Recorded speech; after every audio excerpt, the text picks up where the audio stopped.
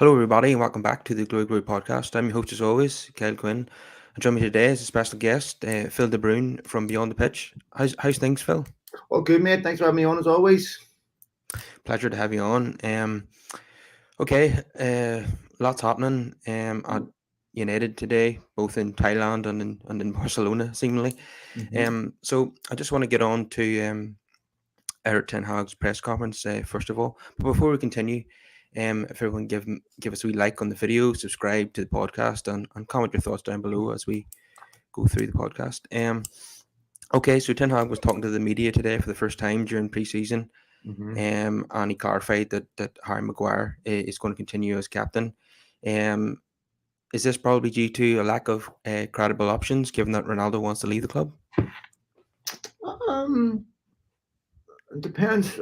I mean, I think there's other credible options. I think what's telling about it to me is that clearly that means Ten Hag is going to start with Maguire. So it's going to be Maguire and someone else. And then when you're looking to ban another centre back, Lisandro Martinez, I don't think it's a ringing endorsement for Varane or for Lindelof. But he's not in consideration for me, nor is Phil Jones. So I'm not sure what that says about the current players. People talking about Lisandro Martinez being a defensive midfielder.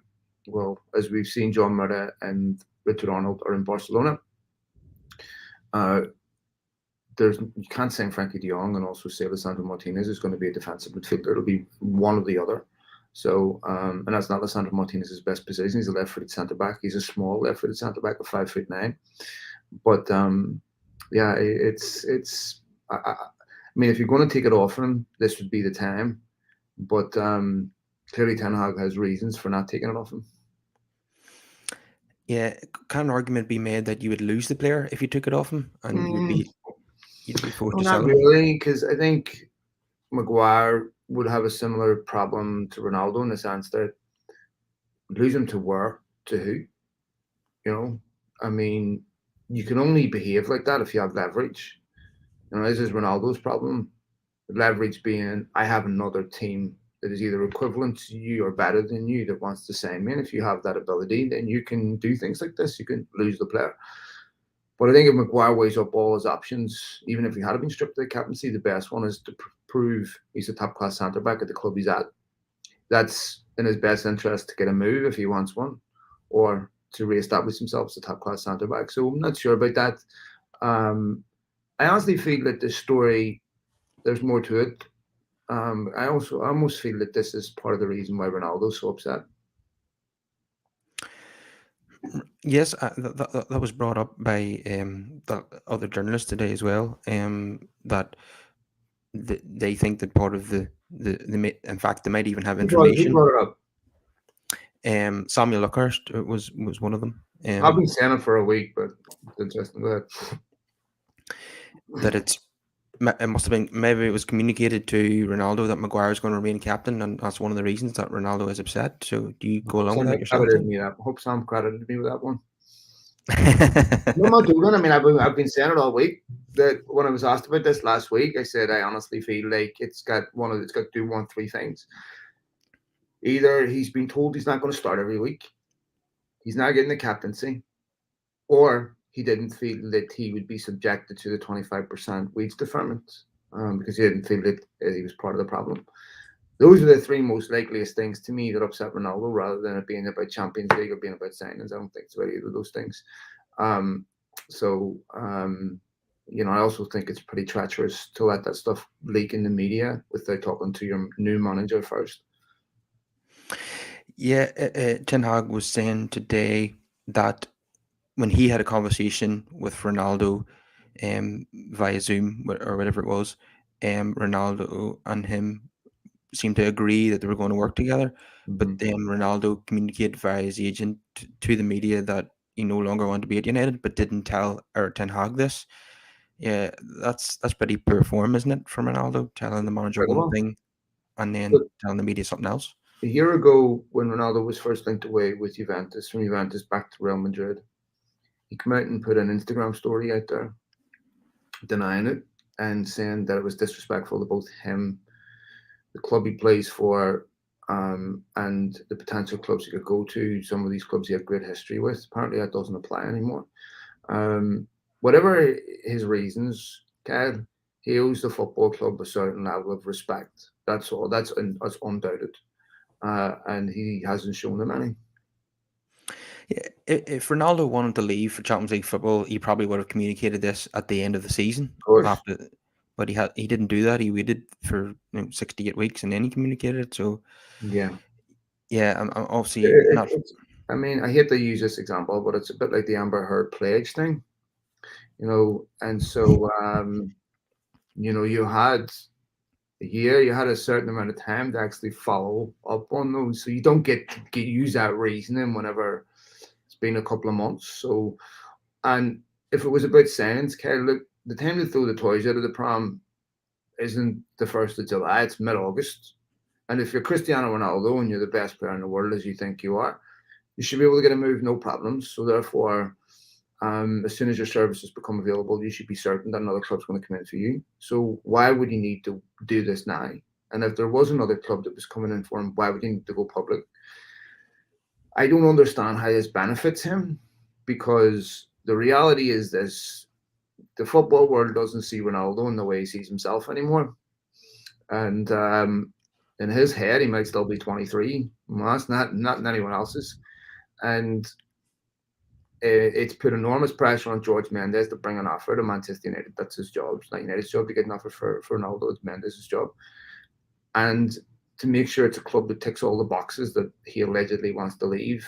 Champions League. I guarantee you, if Ronaldo leaves Manchester United, it won't be for a club that can capable of winning the Champions League. And all that reasoning will disappear. So, because any club capable of winning the Champions League aren't turning around and saying, you know what, we've just been offered Ronaldo, let's sign him. That's not how those clubs work. Is he destroying his Manchester United legacy now, by the way he's leaving the club? Let's be honest about it, right? It's always been a marriage of convenience, always. But the thing that bothers me, Kyle, is that before Ronaldo was a world-class player, Manchester United had to put up with years and years of inconsistency. And the club stuck by him, despite the fact they could have bought a more complete player. Stuck by him, developed him. And the first time Manchester United need him as a soldier to sacrifice himself for the greater good of the club, he's out the door. It's never reciprocal with Ronaldo. This is why other clubs, this is also his problem. He's not without cost. Was it Florentino Perez called him a weirdo? He's not without cost. And at Manchester United, because of his commercial appeal at Manchester United, which is unique, the juice may be worth the squeeze to the football club, but maybe not to the football manager. And you get the feeling like what top manager would want the Ronaldo problem imposed on them? We have to play him every week. You have to customize your dressing room. You have to do all these things. And do you get a commensurate return? I don't know. I honestly don't see any top club coming in for him. I think he'll stay. Yeah, I don't either. Ten Hag says he's not for sale. Can we take that at face value? I mean, yes and no. I mean, I think Ten Hag means that. But, ultimately, Ronaldo has put himself in a difficult position here, because it goes back to what we were saying earlier about the leverage that you have. And there will be a number of players in that dressing room will be delighted if Ronaldo gets snubbed by top clubs and is forced to do a climb down. So the question really is for him, with Ronaldo. I mean, like I said, he's forced to do a climb down. He's going to have to apologise to Ten Hag. Ten Hag has him where he wants him, because if he doesn't get this move, he can turn around to Ronaldo and say, "You're not starting every week. You're not captain. And what are you going to do about it? You want to leave? Go. You're not going to leave. You're going to stay here under our terms." So I believe Ten Hag would prefer to work with him, because United don't want to have to go out and sign another striker. But I think he will stay, but I actually think this will work in Ten Hag's favour. And how do you think the fans will feel about Ronaldo if he stays? Um, Look, how will they feel until once he starts scoring? No one will Yeah, care, right? That'll yeah, be forgotten about immediately. That's just football. That's our nature. Look, we've been through this with Paul Pogba many times. So once he starts doing things on the pitch, it'll be forgotten about. yeah. The nature of football fans is that we're extremely fickle individuals. So just going to move on now to talk about the Frankie De Jong latest. I know everyone's going to be snoozing at me even mentioning this saga, but there's a slight kind of breaking news today with Richard Arnold and John Murtough in Barcelona today for talks, seemingly. Barcelona are on the verge of securing Rafinha from Leeds for 60 million. Mm. Putting those two things together, do you think we're nearing the end game with Frankie de Jong to Manchester United? Yeah, I think so. I think United have to put a deadline on this. Everyone has to put a deadline on this charade and move on. I think if you look at the positions of all parties prior to this whole charade starting, Barcelona have significantly weakened themselves in relationship with their player, right? So Barcelona's choices are: do we keep this player? Do we pay him the amount of money we owe him? Can we reduce his salary? Can we keep him happy? Um, and repair a relationship? I don't think they can answer yes to any of those. So I also, it's common sense to know that Frankie de Jong has given Manchester United the nod that he would go there if they can agree a deal. Otherwise, they wouldn't be pursuing it. Barcelona clearly, if Barcelona didn't need to sell de Jong, they might sell him anyway because they need the money. But even if they didn't need the money, they might still sell him because I'm not sure they're that fussed about losing him, given that they've got plenty of young talent. They just signed Kessie as well, and so they don't really need him. So all that being considered, Barcelona aren't behaving like a football club that expect to keep Frankie de Jong. They're behaving like a football club that expect to sell him. So United have always remained confident. Cautiously optimistic would be the right words to use. But United have always been cautiously optimistic that they'll get this deal done, and I think they will. Well, according to James Ducker in the Telegraph, Barcelona owe De Jong 17 million pounds Mm-hmm. in deferred wages, and they're only Mm-hmm. offering him 3 million. How on earth are they going to come to a resolution over that? Well, especially when this isn't his first deferment. This is De Jong's. This is the second time he's deferred wages. So I'm sure Barcelona are trying to negotiate some of that where United will pay that fee. It's not all them. And so the thing is for Barcelona, how do you keep De Jong, even if United pull out of a deal right now, how do you keep De Jong happy? It's impossible. Yeah, I can see the outcome being here arrive at Manchester United, but it's hard to know when exactly that is going to happen. I'm sure Ten Hag is slightly frustrated that he hasn't got him on the tour. I'm sure he wants to be Of course. working. Although one thing that kind of means that doesn't matter as much as other players is that they've worked together before, so he knows Ten Hag's style of football, so he'll be able to blend in quite easily whenever he does arrive. So Lissandro Martinez, United apparently have put in a £51 million offer for him. It's not been accepted by Ajax, as I understand. So, do you think United will get that one over the line as well eventually? You know what's funny about that, man? Um, my wife's Hispanic, right? She's South American. And when she hears English speaking people say Martinez, it blames her like you're not believe. Because she is like, it's not Martinez, it's Martinez. And a lot of English commentators will do that, right? So it just triggered me. As for Alessandro Martinez, look, United clearly want him as a priority. Um, he he is someone like, when you talk about priorities, Ten Hag, this is what I'm saying. There's been really no alternative to Jong because he desperately wants De Jong. Same with Sandro Martinez.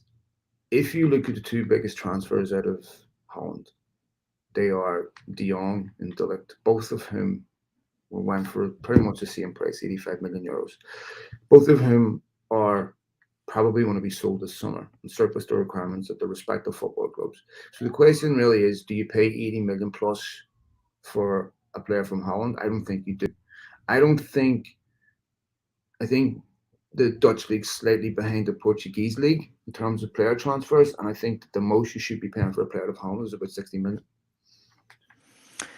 Yeah, it seems like Ajax are really keen to hang on to Martinez and Anthony this summer. They want to give the new manager a really quality squad to work with. But I think United, my feeling is United will eventually get Martinez over the line, as you know, Ten Hag seems really keen to sign him.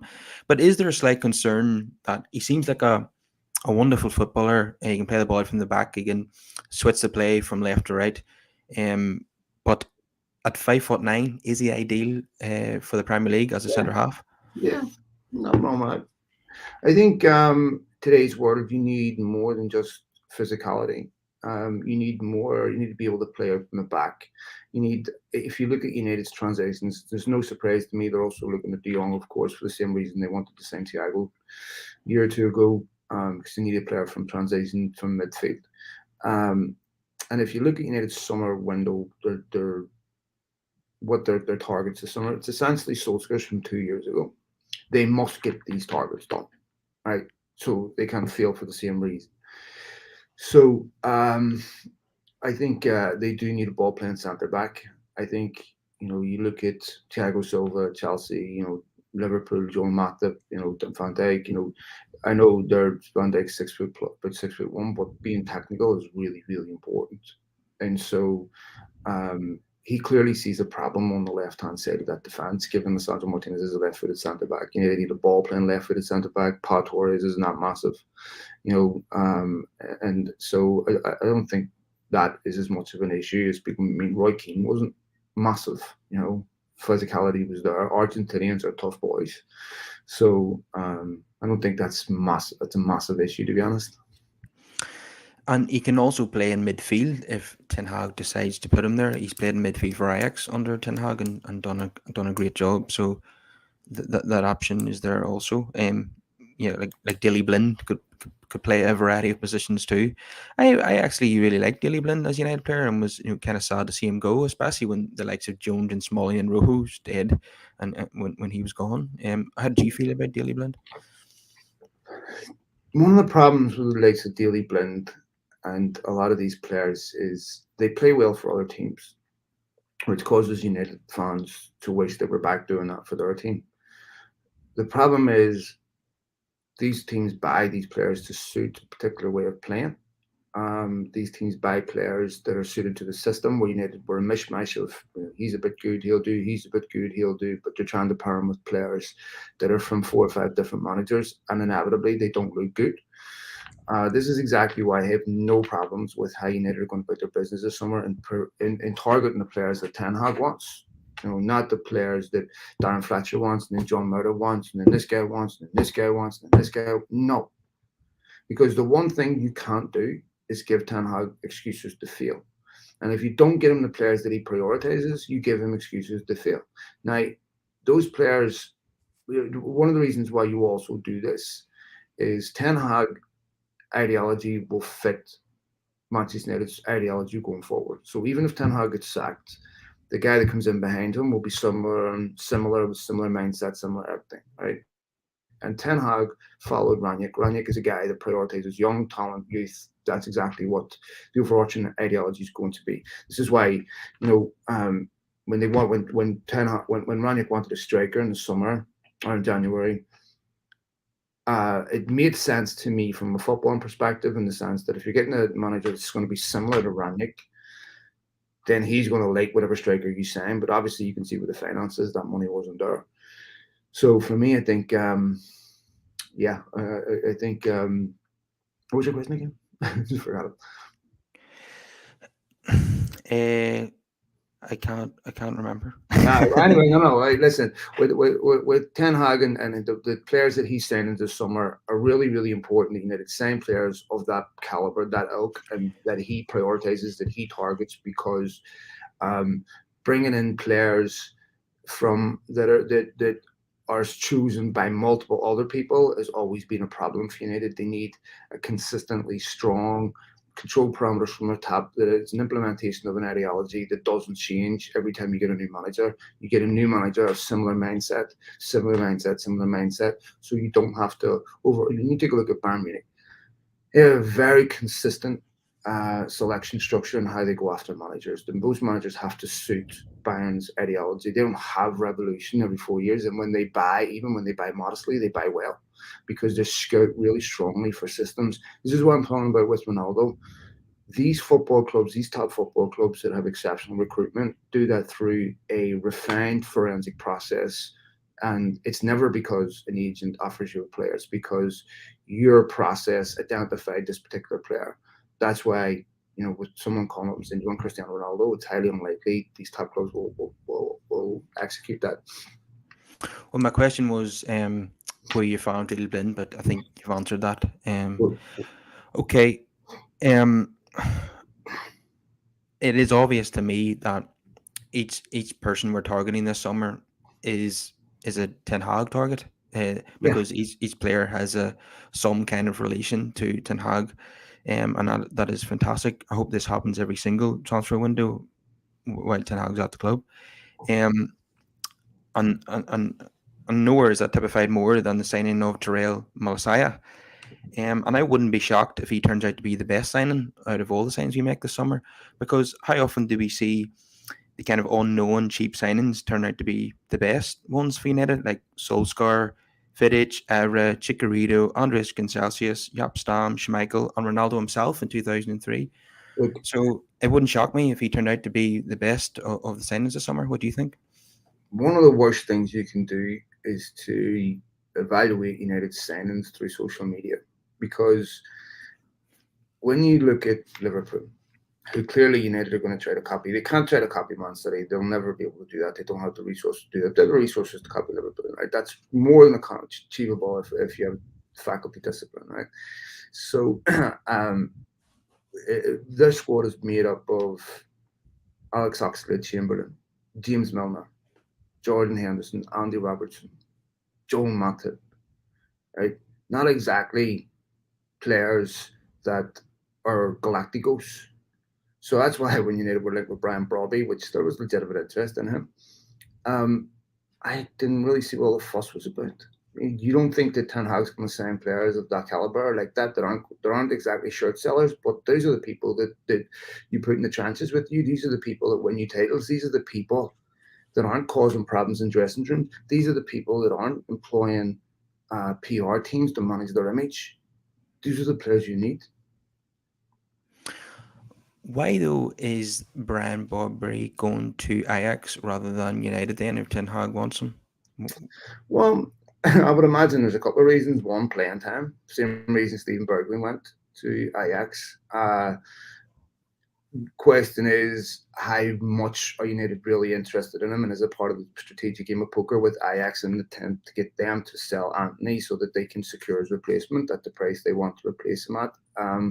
Who's a good player, who they know he's an Ajax academy graduate. So I think for Ajax, there's a fear of, what if we lose Brobby to someone else and Antony goes anyway? Then what?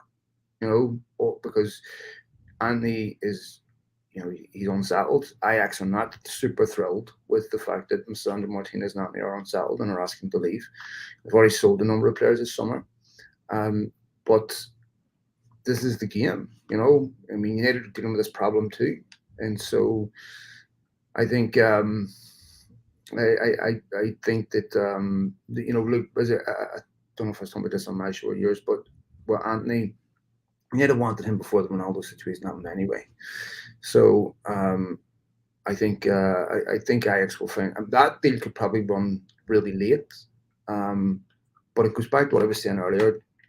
16 million is about the ceiling for a player in the Dutch league. Yeah. I know this sounds ludicrous. Do you think there's a possibility that Ajax could get a bit irritated with Ten Hag wanting to sign their best players, but not only that, and trying to steal one of their signings in Ben Brobby?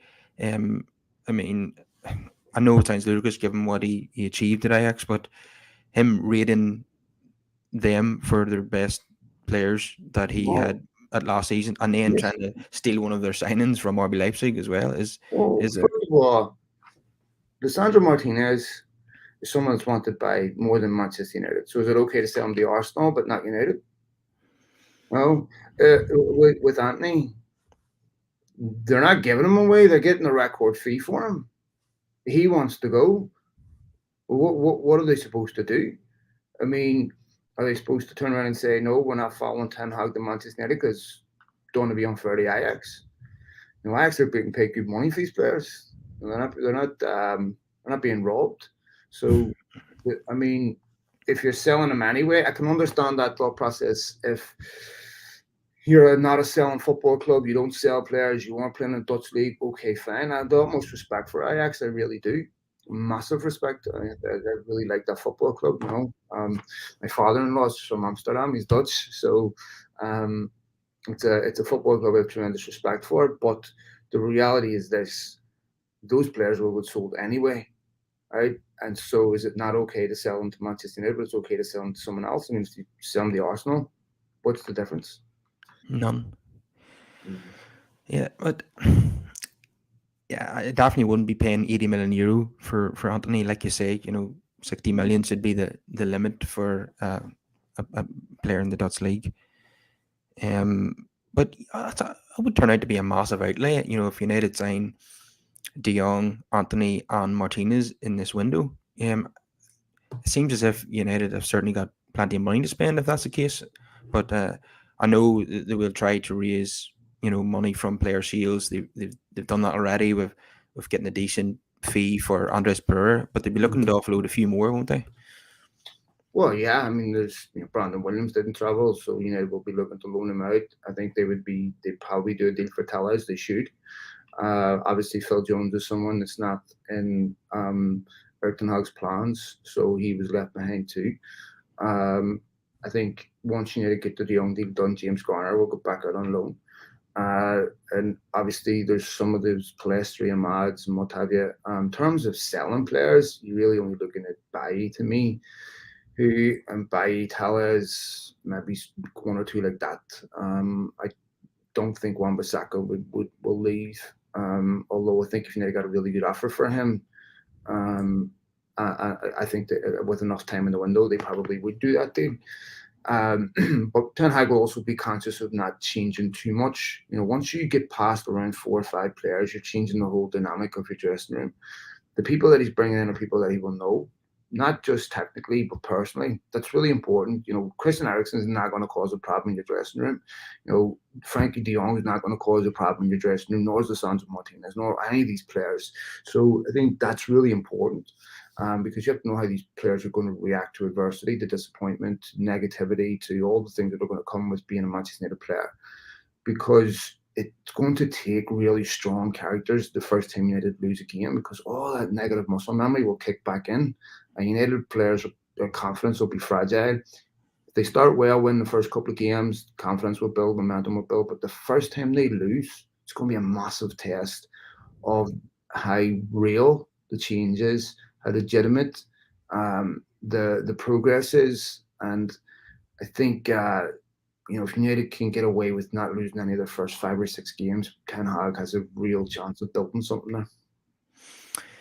And in August, United are playing some of the teams that humiliated us last season, Brighton and Liverpool, for example. Mm-hmm. We want to see better performances in those games, not necessarily winning against Liverpool, but you want to see United, get back some respect against those opponents that they were embarrassed against next season.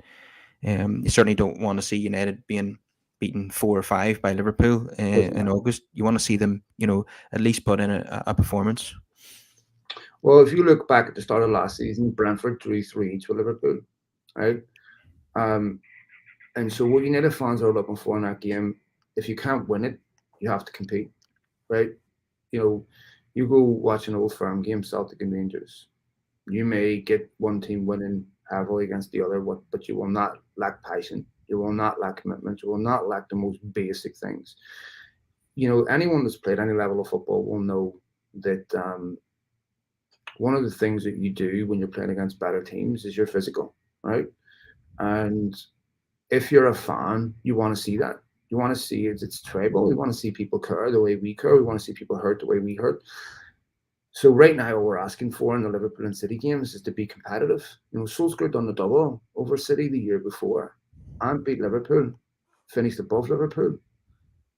Then the following season, there was complete surrender. And I mean, that to me is almost unforgivable and should not be forgotten what happened at Anfield. I asked for one thing part of that Anfield game. I said, I don't care if United win or lose. Well, I do care, but what I care most about is that those players can look the fans in the eye when they leave the pitch. And they couldn't. They did exactly the same thing they did at Old Trafford. They conceded in the first couple of minutes, surrendered, and had no pride. I understand if you're hurt at the football club. I understand if you're hurt about the people above you. I understand if you feel like you've been lied to, but don't take it out. Don't care about the fans, because fans didn't do any of this, do you? Play for us, right? And if you're not, then it shouldn't be forgotten, because this is what concerns me. Right now, Ten Hag's in a very strong position. Everyone loves him, right? But once he starts to lose a couple of games or so, then some negativity will creep in, the criticism, he's an idiot, he's not a show, doesn't, and players, PR agents see this. Where there's plausible blame somewhere else, they'll give it. This is one of the things United must work really hard to overcome, is to provide no incentive to leak, to provide no incentive to be an individual above the team. But that costs money. Yeah, it was treacherous. We saw last season at Anfield and in other games as well. Brighton away as well, and so many other games. Manchester City away, where the likes of Lingard and Rashford came on and just walked around, and they're supposed to be local boys. But just coming on to Trevor Bryan's comment there, he says, would Ten Hag not need to change the dynamic of the dressing room after last season's horror show? Yes, absolutely. But he's also going to have to work with a lot of what he has. So even if United didn't sign another player, that's still a squad that should be competing for the top four. If you look at every one of those players, I don't think it's as bad as people make it out to be. If every one of those players played to their ability, right, with consistency that's commensurate with their ability, there's no reason why that team shouldn't be competing for top four. That, to me, is the bare minimum Ten Hag has to do. Now I look at the top four and I go, two certainties, Liverpool and City, right? I mean, it would be unbelievable if either one of those two finished outside the top four. They're not going to. So that essentially leaves two places for United, Spurs, Arsenal. If United, Spurs, or Arsenal finish outside the top four, maybe not Ten Hag, but I think that would get Arteta. He's already saying Fabio Vieira. He's already saying Gabriel Jesus the sack. I think it would get Conte the sack. It would be a massive surprise. Or Tuchel, because he's got to finish up there too. So I'm looking at that going, is Tuchel going to finish outside the top four? Is Conte going to finish outside the top four?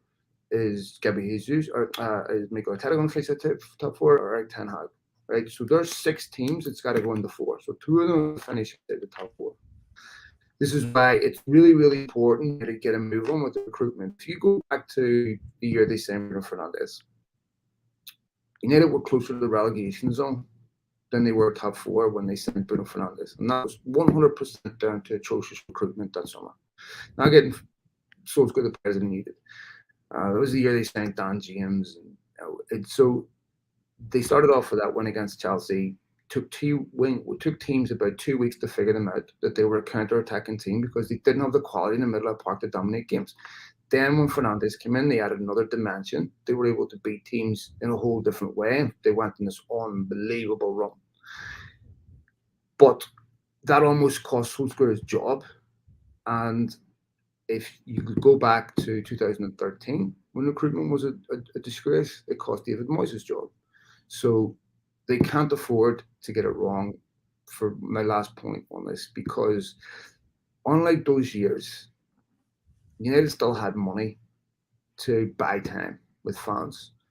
But if they can't arrest this decline, this slide, right now, then the Glazers will lose this football club, because the 2 ways they've arrested it in the past have been through success on the pitch through Ferguson or through flashy signings.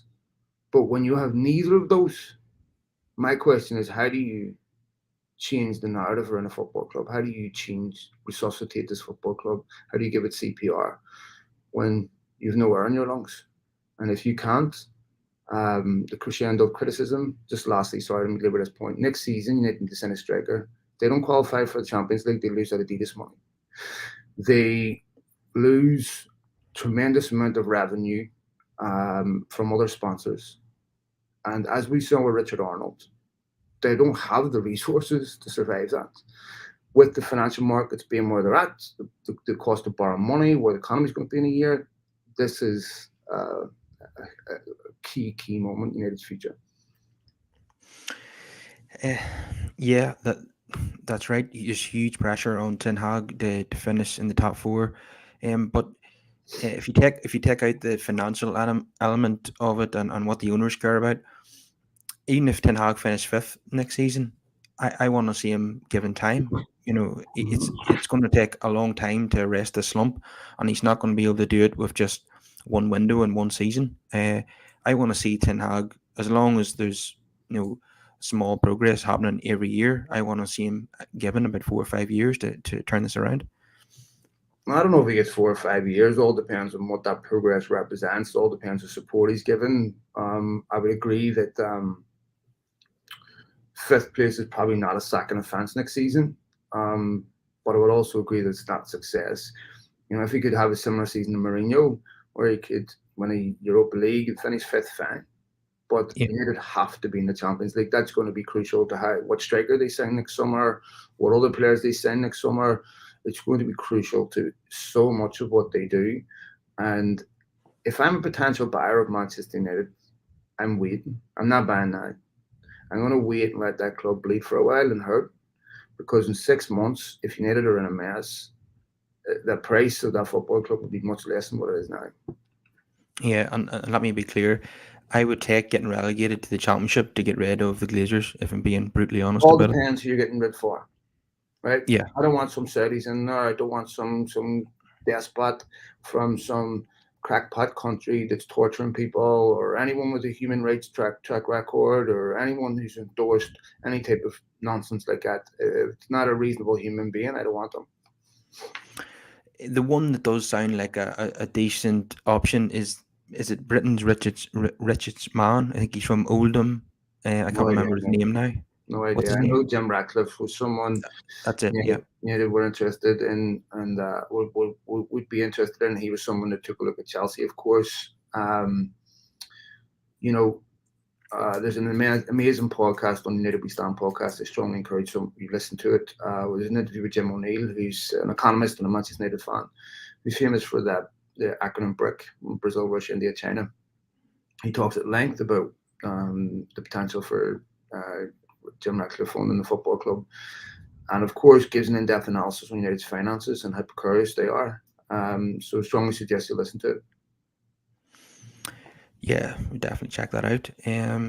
Do you think Jim Radcliffe, knowing what you know, do you think he would be a responsible owner if he did manage to purchase? Yeah, he seems to be. Yeah, he's a United fan first of all, which is important. So someone that cares for the football club beyond how it enriches them.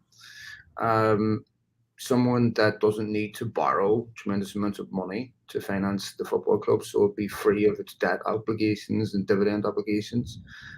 So yeah, I think he'd be a much more responsible owner than the ones we have right now. There's no question. Okay, just moving on a wee bit. Here's a comment here from Vincent, and he says, "Hi guys, here at Ajax, the first 6 months he got ridiculed and criticized heavily by everyone, but he just is a very determined guy. He shut everybody up." Yeah. Yes, so there is a potential, of course, that this could start badly, but we have to give him time.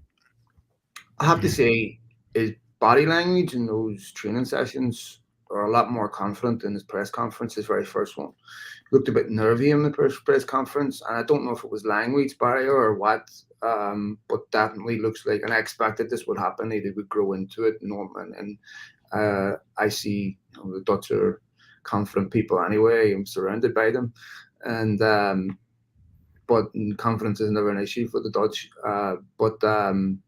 I think United must learn from the mistakes of the past, that whenever it comes down to evaluating Ten Hag, one of the things that can't happen is there's a million other reasons why he wasn't successful, such as not signing players, such as other people getting in his way.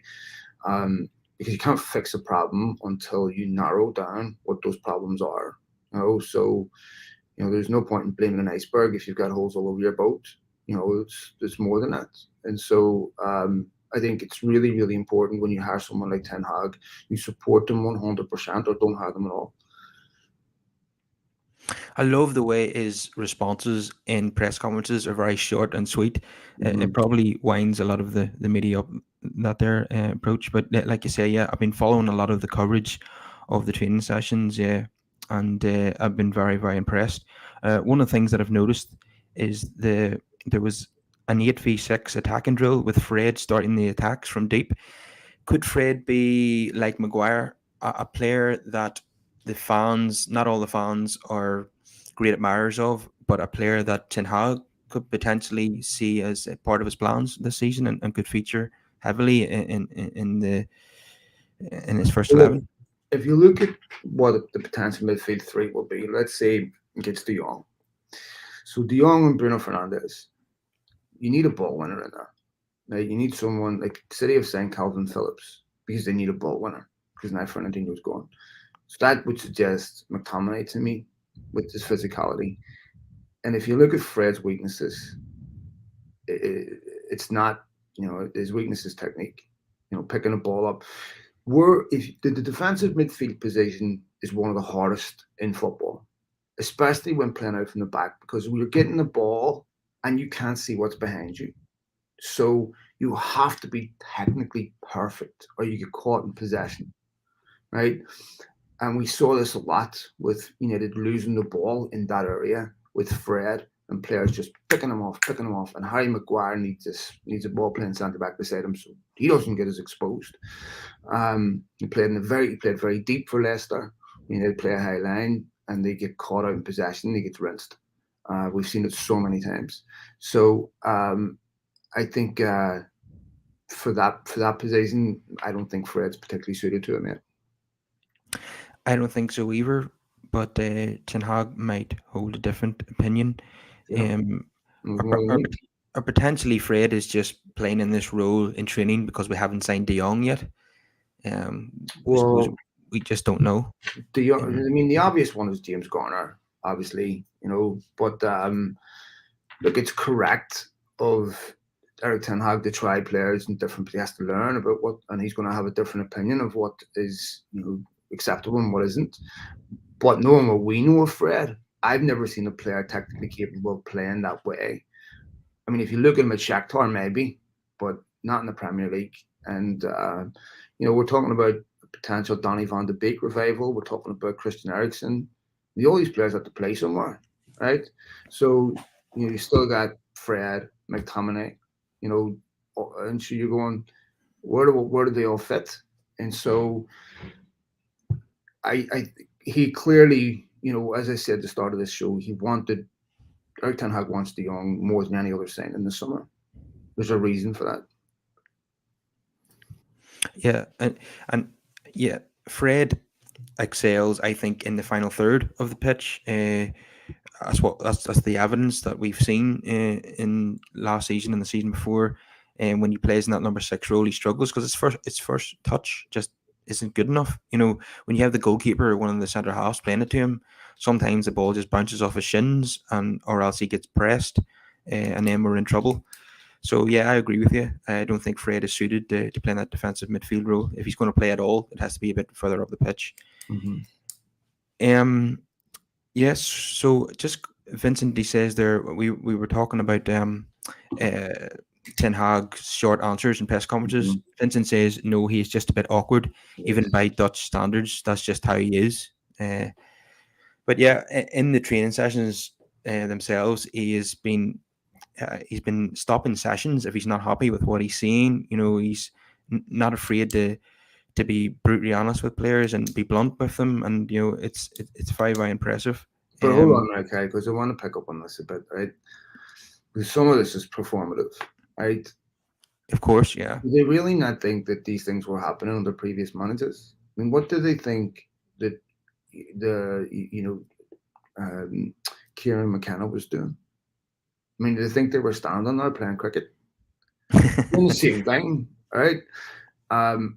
But the players weren't doing it with the same enthusiasm. I mean, what Kieran McKenna goes to Ipswich, has them playing exceptional football, right?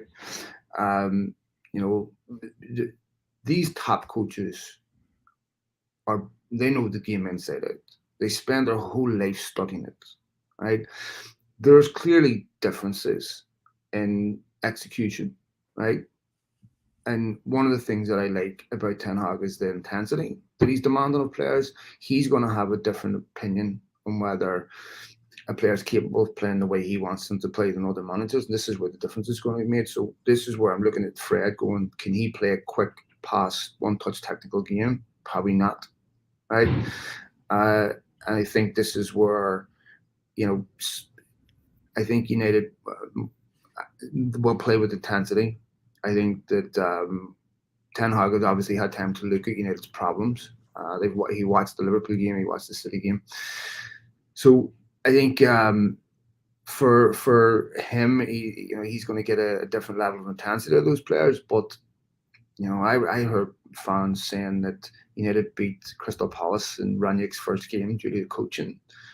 He had one training session, but apparently, the last half of his tenure, what happened was coaching. This is nonsense, of course, right?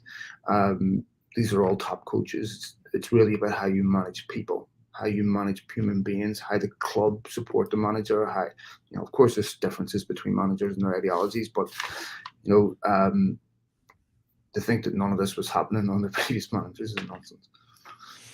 Yeah, I think we're being drip fed an awful lot of training ground footage deliberately by the club, I think. It's the club's job. I mean, the club, United left their communications team at home, their MUTV team, and these are senior employees, and they brought the TikTok merchants and they brought the viral merchants.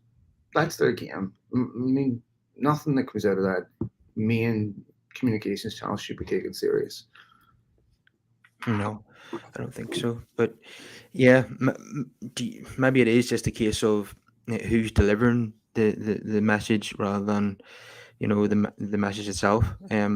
But maybe the players will hold more respect for Ten Hag than Kieran McKenna because of who he is. Well, they'll respect his authority if he's given authority. Yeah, absolutely, and that's always the issue at United, whether the manager's going to be given more authority than the players. We never want to see a situation again where Mourinho wants to sell Anthony Martial and then he's overruled by the board. Martial gets a new contract and Mourinho sacked. We never want to see that ever again. Well, I think where the club have a right to challenge a manager on something like that is if their club's valuation isn't met. So if a manager says, I want to get rid of this guy because I don't like him, okay, whatever. Let's just give an argument that it's Anthony Martial. Okay, well, we have a £10 million offer. Well, that's not commensurate with our valuation of Anthony Martial, so he can't go for that price. I demand he goes, well, he can't. Right?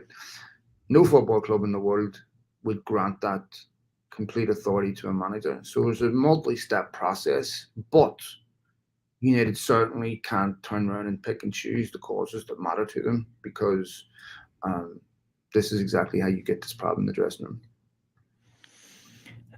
Yeah, you create a culture of player power, and that's what we seen at United.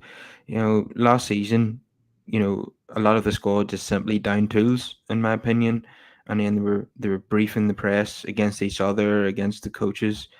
So it's going to be hard for me to kind of trust a lot of these players ever again. So the only thing that brings me positivity is the new manager and potential new signings, because I just will not trust the bulk of this squad ever again.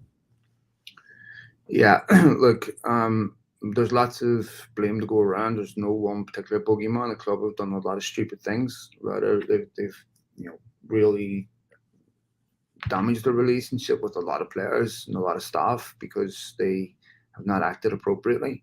So some of the reasons are justified, but to me, it's far more justifiable if you're a regular employee, 30, 40 grand a year that's making, modest wage to pay for your family versus someone that's making a couple of $100 grand a week, who also owes the people paying in. Because, I'm not paying in to watch a guy in the admin office. If they're upset, they have every reason to feel the way they do and to down tools.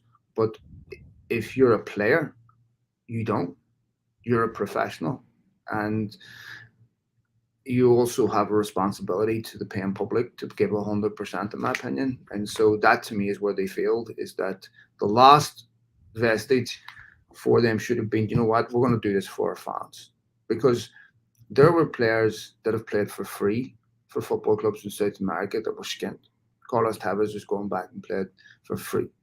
We've seen other players do this, play for free, right? Because some obligation, players negotiating pay-to-play contracts, or only pay me if I play and stuff like that.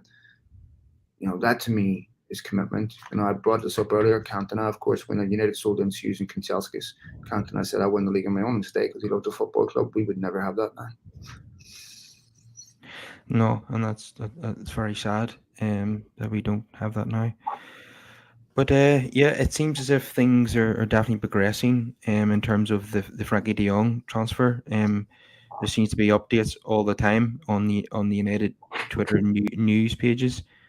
Things seem to be moving in the right direction. But a couple of weeks ago, it seemed as if it was about 95% done, but we still didn't get it over the line. So hopefully it gets done by Friday. It's not all up to United, No. And so I just don't see any way De Jong can stay, given what has happened.